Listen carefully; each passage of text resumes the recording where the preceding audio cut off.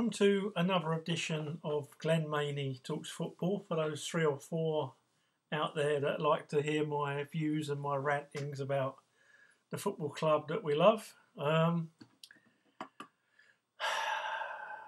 went last night. Firstly, I was embarrassed. When I think back to the 70s and 80s, there wasn't as many supporters, but they made a lot more noise. Firstly, I was embarrassed that Man United outsung us for much of the night. That can't help the team or the players. Neither can all this abuse. I can see why it happens, but that's not support. That's not support. That's just abuse. Contact the club if you don't like the manager. But for those 90 minutes, when there's 20 minutes left, 20 minutes, and Chelsea could score 2 goals in 20 minutes. Not the way we're playing, I know, but it's possible. You've got to support them. So, the manager. Well, if I can tell you that when I first watched Chelsea, the manager was Dave Sexton. And since Dave Sexton, we've had Ron Stewart, Eddie McCready, Ken Shelito, Danny Blanchflower, Jeff Hurst, Bobby Gould, John Neal, John Hollins, Bobby Campbell, Ian Porterfield, Dave Webb. He was just a caretaker. 13 games. Glenn Hoddle, Ruud Gullit, Bialy, Graham Ricks and Dre Wilkins doing the caretaker role. Claudio Ranieri, Jose Mourinho, the first time, when I think that's the best football I've ever seen Chelsea play. Avram Grant, Scolari, Ray Wilkins 1 game as a caretaker again. Gus Hiddink, Carlo Ancelotti, Andre Villas-Boas, Roberto Di Matteo, Benitez, Jose the second time when he was a miserable sod, Steve Holland, caretaker manager for 1 game, Gus Hiddink again, Antonio Conte and Maurizio Sarri. I read that out for a reason. And the reason is that I have never seen a manager. He might have a good philosophy, and when he first got the job, I watched loads of Napoli games on YouTube and that, and they looked really good. I've seen them last couple of years when he was in charge as well on the odd occasion. Good football inside. So he's got this philosophy. But out of all them managers, I have never seen anyone so inept tactically. That was the sort of tactical display that I would expect from someone in a career in financial services, not a football manager. He sets up the same way. Surely he can see the faults. And if I had this philosophy that I really believed in, but knew I didn't have the players to do it, I would change it slightly until I did have the players to carry out my philosophy. But he doesn't. He just carries on with the same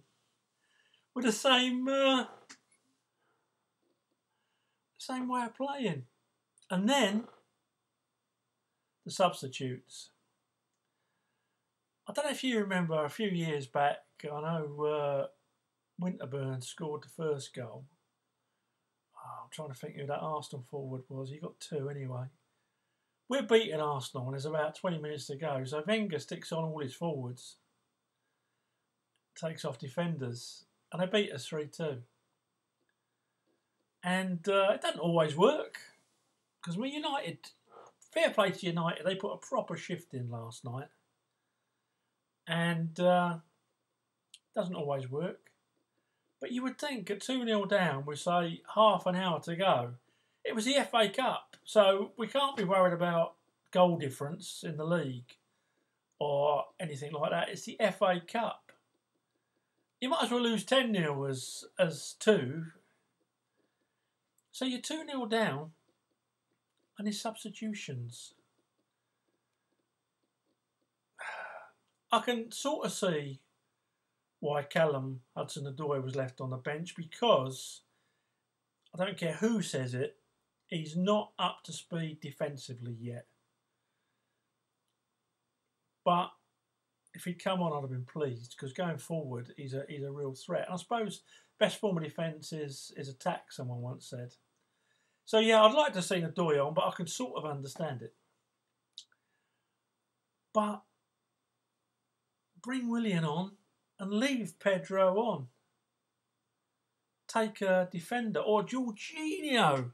Take Jorginho off, because no one is going to notice. No one's going to notice. He might have been a great player in Italy. He can't tackle. He's got no defensive awareness, as shown when he just let Mata run off. Was it the first goal? Yeah, it was the first goal. The build up to it.